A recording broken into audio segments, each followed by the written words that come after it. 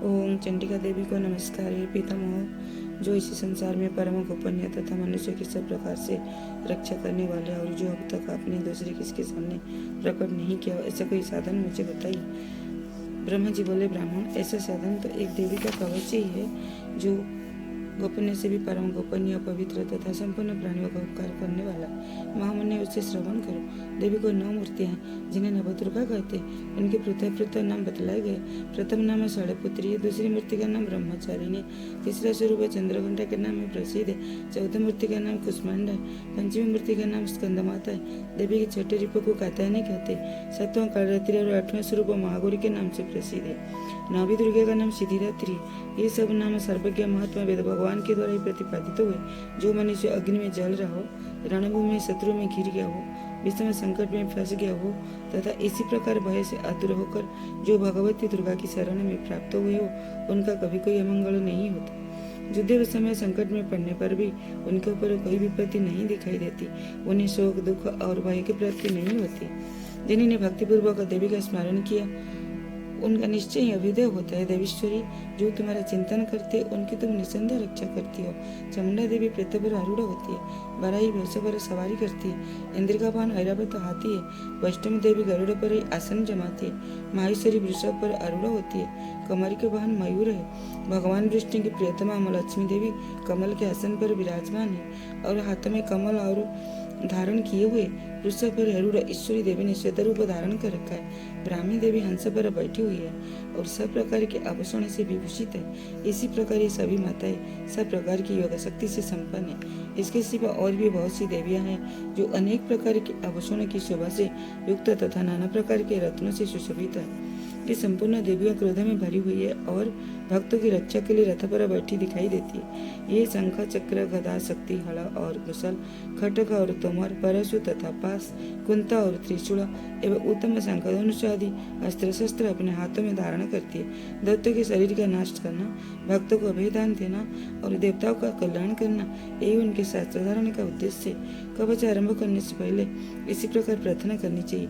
महान रुद्र रूप, अत्यंत घोर पराक्रम, महान बल और महान उत्सव वाली देवी, तुम महान भयों का नाश करने वाली हो, तुम्हें नमस्कार है माँ। तुम्हारी ओर देखना भी कठिन है। शत्रुओं का भय बढ़ाने वाली जगदम्बिके, मेरी रक्षा करो। पूर्व दिशा में इंद्र शक्ति मेरी रक्षा करे।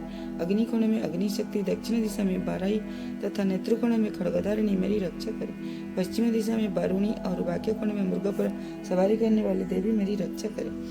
उत्तर दिशा में कमारी और ईशान कोण में शूलधारिणी देवी रक्षा करे। ब्रह्माणी, तुम ऊपर की ओर से मेरी रक्षा करो और वैष्णवी देवी नीचे की ओर से मेरी रक्षा करो। इसी प्रकार सबको अपना वाहन बनाने वाली चामुंडा देवी इसी 10 दिशाओं में मेरी रक्षा करे। जय आगे से और पीछे पीछे की ओर से मेरी रक्षा करे। वाम भाग में अजिता और दक्षिण भाग में अपराजिता रक्षा करे। उदत्तिनी शिखा की रक्षा करे। उमा, मेरी नमस्कार होके मेरे को विराजमान होकर रक्षा करे। ललाट में मालाधारी रक्षा करे और यशस्विनी देवी मेरी पाँव को संरक्षण करे। पाँव के मध्य भाग में त्रिनेत्र और नथनों की अमंगंटा देवी रक्षा करे। दोनों नेत्रों में मध्य भाग में शंखिनी और कानों में द्वारावासिनी रक्षा करे। कालिका देवी कपालों की तथा भगवती शंकरी कानों के मूल भाग की रक्षा करे। नासिका में सुगंधा और ऊपर के ओठ में चर्चिका देवी रक्षा करे। नीचे के ओठ में अमृत कला तथा जिह्वा में सरस्वती देवी रक्षा करे। कमारी, दांतों की और चंडिका कंठ प्रदेश की रक्षा करे। चित्रघंटा गले की, घंटे की और महामाया तालु में रहकर रक्षा करे। कामाक्षी टेढ़ी की और सर्वमंगला मेरी वाणी की रक्षा करे। भद्रकाली ग्रीवा में और धनुर्धरी पृष्ठवंशा मेरुदंड में रहकर मेरी रक्षा करे। कंठ के बाहरी भाग में नीलग्रीवा और कंठ की नली में नलकुबरी रक्षा करे। दोनों कंधों में खड़गिनी और दोनों भुजाओं की वज्रधानी रक्षा करे। दोनों हाथों में दंडिनी और अंगुलियों में अंबिका रक्षा करे। सुरेश्वरी नखों की रक्षा करे। कुलेश्वरी कृषि पेट में रहकर रक्षा करे।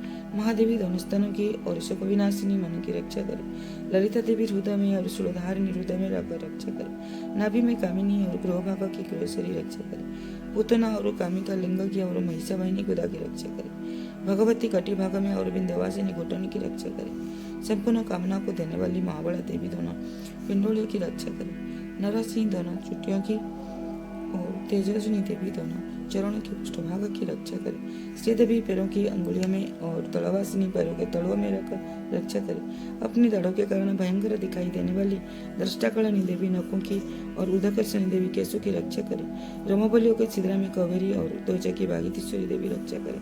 पार्वती देवी रक्त, मजा, वसा, मांस, हड्डी और मेद की रक्षा करे। हाथों की कालरात्रि और पीता की मुकुटेश्वरी रक्षा करे।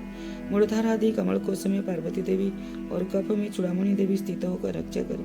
नख में तेजस्वी ज्वालामुखी रक्षा करे। जिसका किसी भी अस्त्र से भेदन नहीं हो सकता वो अभेद्या देवी शरीर का समस्त संधियों में रखकर रक्षा करे। ब्राह्मणी अब मेरे बीजों की रक्षा करे। छत्रेश्वरी छाया की तथा धर्मधारिणी देवी मेरे अहंकार, मन, अबुद्धि की रक्षा करे। हाथ में वज्र धारण करने वाली वज्रहस्ता देवी मेरे प्राण, अपान, ध्यान, उदान और समय भाव की रक्षा करे। कल्याणी से शोभित होने वाली भगवती कल्याणी शोभना मेरी प्राण की रक्षा करे। रस, रूप, गंध, शब्द सारे की मेरी रक्षा करे। रजगुण और तमगुण की रक्षा सदा नारायणी देवी करे। बारही आव की रक्षा करे। अष्टमी धर्म की रक्षा करे तथा चक्रणी चक्र धारण करने वाली देवी यश, कीर्ति, लक्ष्मी, धन तथा विद्या की रक्षा करे। इंद्राणी आप मेरी गोत्र की रक्षा करे। चंडिके तू मेरी पशुओं की रक्षा करे। महालक्ष्मी पुत्र की रक्षा करे और भैरवी पत्नी की रक्षा करे। मेरे पथ की सुपदा तथा मार्ग की क्षमाकारी रक्षा करे। राजा के दरबार में महालक्ष्मी रक्षा करे तथा सब और व्याप्त रहने वाली विजया देवी संपूर्ण भय से मेरी रक्षा करे। देवी जो स्थान कवच में नहीं किया गया अतएव रक्षा में रही थे वो सब तुम्हारे द्वारा सुरक्षित हो, क्योंकि तुम विषयशालिनी और पापनाशिनी हो। यदि अपने शरीर का भला चाहते हो, मनुष्य बिना कवच के कहीं एक पद भी न जाए, कवच का पाठ करके ही यात्रा करे। कवच के द्वारा सब ओरों से सुरक्षित मनुष्य जहाँ जहाँ भी जाते वहाँ उससे धन लाभ होता है तथा संपूर्ण कामनाओं की सिद्धि करने वाली विजय की प्राप्ति होती है। यह जिस अभिष्ट वस्तु का चिंतन करता है उसे उसको निश्चय ही प्राप्त कर लेता है। वह पुरुष इस पृथ्वी पर तुलना रहित महान ऐश्वर्य का भागी होता है। कवच से सुरक्षित मनुष्य निर्भय हो जाता है। युद्ध में उसकी पराजय नहीं होती तथा वो तीनों लोकों में पूजनीय होता है। देवी का यह कवच देवताओं के लिए भी सुलभ है। प्रतिदिन नियम पूर्वक तीनों संध्या के समय श्रद्धा के साथ इसका पाठ करता है उसे देवी कला प्राप्त होती है तथा वो तीनों लोकों में कहीं भी पराजित तो नहीं होती। इतना ही नहीं, वो अपमृत्यु से रहित तो 7 से भी अधिक वर्षों तक जीवित रहता है। मकरी, चेचक और कोढ़ा आदि उसकी संपूर्ण व्याधियां नष्ट हो जाती है। कनेरी, भाग, अभिमान, धतुरे आदि का स्थावर, विष, सप और बिच्छू आदि के काटने से चढ़ा हुआ जंगम विष तथा ऐफियम आदि तेल के संजोग आदि से बनने वाला कृत्रिम विष, ये सभी प्रकार के विष दूर हो जाते हैं, उसका कोई असर नहीं होता।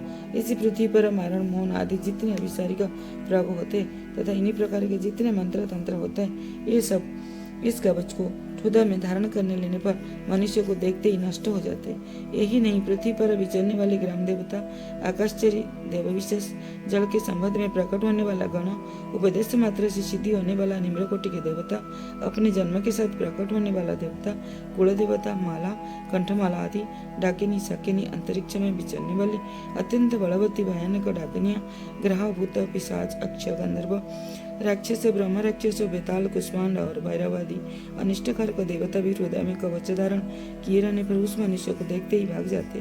कवचधारी पुरुष को राजा से सम्मान वृद्धि प्राप्त होती। यह कवच मनुष्य के तेज की वृद्धि करने वाला और उत्तम है। कवच का पाठ करने वाला पुरुष अपनी कीर्ति से विभूषित होकर पर अपने मनुष्य के साथ साथ वृद्धि को प्राप्त होता है। जो पहले कवच का पाठ करके उसके बाद सप्तशती चंडी का पाठ करता है उसके जब तक बना पर्वत और कामना सहित ये पृथ्वी टिकी रहती है तब तक यह पुत्र, पौत्र आदि संतान परंपरा बनी रहती है। फिर देह का अंत होने पर पुरुष भगवती महामाया के प्रसाद से उस नित्य परम पद को प्राप्त होता है जो देवता के लिए भी दुर्लभ है। वह सुंदर दिव्य रूप धारण करता है और कल्याणमय शिव के साथ आनंद का भागी होता है। देवी कवच का सदा ही जय मां। देवी कवच का सदा ही जय मां। देवी कवच का सदा ही जय मां।